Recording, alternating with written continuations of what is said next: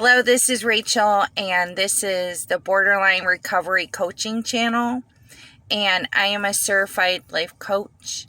If you want to email me and set up a time to talk. So today I want to talk about some ideas about judging. There'll probably be a few videos about judging and judgment, and having to do with people who have borderline traits. And so there's different ways you can judge people. You can judge people from the information and the opinions and conclusions you have within inside of yourself, which is a type of like introverted judging. Or you can judge people from the outside, opinions, influences of other people, places, or things. It could be outside judgment, could be an event that's happening that's causing you to make conclusions or opinions. And so then there's a thing about judging and perception, because you can't do both at the same time. You know, you can do it off and on in the same, like, 5 minutes or something, maybe. And those are, like, you know, not that many people do that. So anyway, basically, judging with the perception, there's a lot of flexibility. And when judging, it has to be a certain way. It needs to be usually in the way that, I'm not saying that the borderline's really selfish, but it'll have to be in the way that the borderline needs it to be, for it to be okay, because of boundary issues, communication issues, and, you know, the way that they were treated their whole life. So, judging, it has to be more concrete type of thing. There's an opinion, there's a conclusion. Things should have been a certain way. When you have a conclusion, you've already gone through all the steps in your mind or the situation in mind, to where it just is what it is. That's it. That's what you concluded. There is no flexibility. You know, with perception, there's more time to be more, with flexibility, you're willing to take a lot of things into consideration and keep it that way. But with judgment, it's concluded, done, that's the way it is. So people have a hard time keeping their identity if they're trying to do perception and judgment at the same time, because they don't really work together. So not when it comes to the end part of perception and the outcome of perception, the outcome of judgment. So basically, the whole point is that most borderlines are doing the judgment calls from within. They're not doing perceptive judgment. And when you're doing internal judgment, that's a type of introverted judgment. And so we got to remember that as borderlines, it's easy to mix up intuition with these really strong, intense introverted judgment calls. It's really hard to tell the difference. And that's why we have to be really careful, because the intuition can mislead us because of emotions and rigid black and white structured judgment calls and thinking. So borderlines have really good intuition. And in intuition, you'll take information from different areas, proof or not. It's information that you have in this like invisible area, just information that you have, and you connect it like a puzzle, and then you have, your conclusion, your opinion. So it's a good idea to try to, you can still, be judgmental. You don't have to cut that off cold turkey, and you don't have to end it forever. But it is good, and there's something to learn about people who are more perceptive judging, because they take a lot of things into consideration.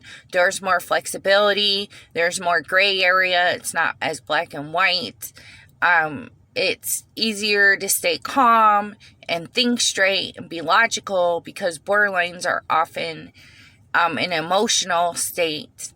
And so making the judgment call should be from the part of us that, is not snapping, the part of us that's not in that anger, to make these decisions and conclusions. And if you can't calm down or do it in a happier mood or a more neutral mood, or not as bad as it is, you should consider doing it later when you feel different. And if you can't, just breathe. You have to breathe and do things like that to try to get out of your emotional thinking into logical thinking to make these judgment calls. A lot of it's based off of how you feel. And the thing is, you make a judgment on how you feel. It might be the right judgment. Feelings are temporary. So you're making, most of the time it's a permanent decision, because there's things said, and the situation's not going to come by twice, to where whatever is done and you can't take it back. So emotion is temporary. You don't want to be making permanent set decisions on something that's temporary. Who you truly are and where you should be coming from is when you're more calm and you're thinking different. And it's okay. There's nothing wrong with being logical about this stuff. You don't have to be emotional. You don't have to identify with that every time. Yeah, there's emotional judgment calls that need to be done. And in that way, yeah, you have to think about how you're feeling or what's in your heart, not just what's in your mind. And so try not to make if you can help it, a lot of decisions, conclusions, opinions when you're emotional, and that emotion's going to pass.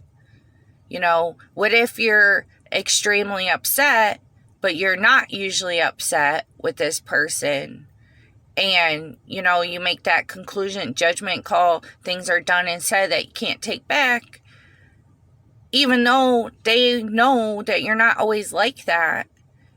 The damage is still done. And so the judgment has to be done when you're more, collected. And you are basically, or we are basically, on a line where, it's like walking the fence. And you can see, let's say that there's a yard on both sides of the fence. And you can see on one yard that things are crazy, wild, maybe even violent.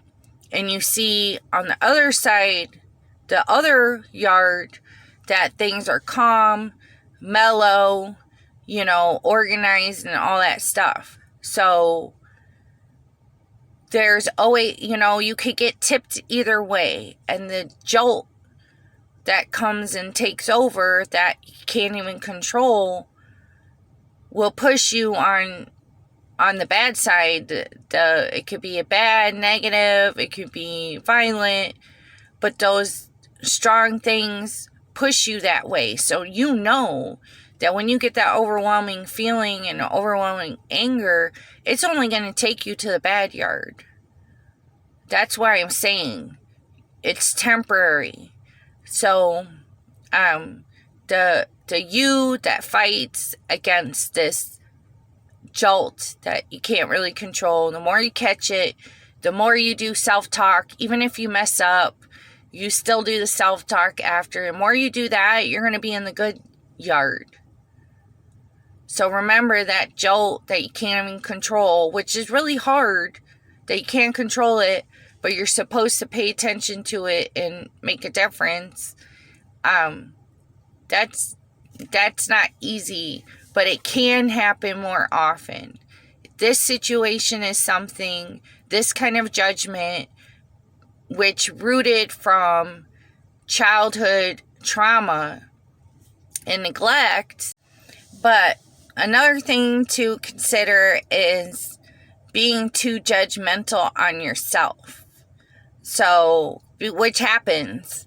I mean, look at all the childhood abuse and neglect, and then we're in a situation where we're constantly having, grief, and some of us are having problems often. And it's not fair to go from being an abused and neglect child to an adult that, has a hard time with relationships that cause abuse and neglect, whether it's from their side or our side or both sides. It's not fair to live your whole life like that. You deserve better. So it's easy with all that going on to judge yourself, or even judging why me and things like that. And the truth is, you just got to give yourself a break. What would you tell somebody if they were your friend going through the same thing? You would be easier on them than you are with yourself. And you're supposed to be your own best friend, and you have to do those things. Talk to yourself like you are your friend. That's what you're supposed to do. Check in on yourself. Do you need to take an extra bathroom break? Do you need to go for a walk?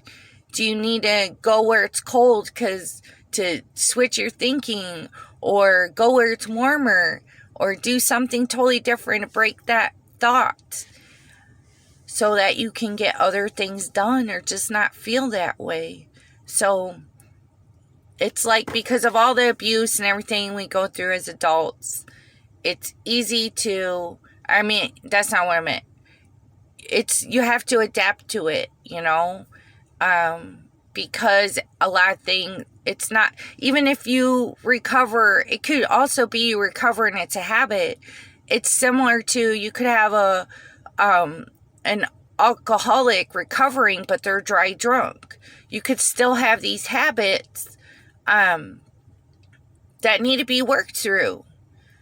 So, and that's something that can be broken and changed. And changing these habits helps you with making judgment calls. So I will do another video on judging later about, making judgment calls with people and situations like that. But right now I just wanted to talk about that. So I hope that you comment. Thank you.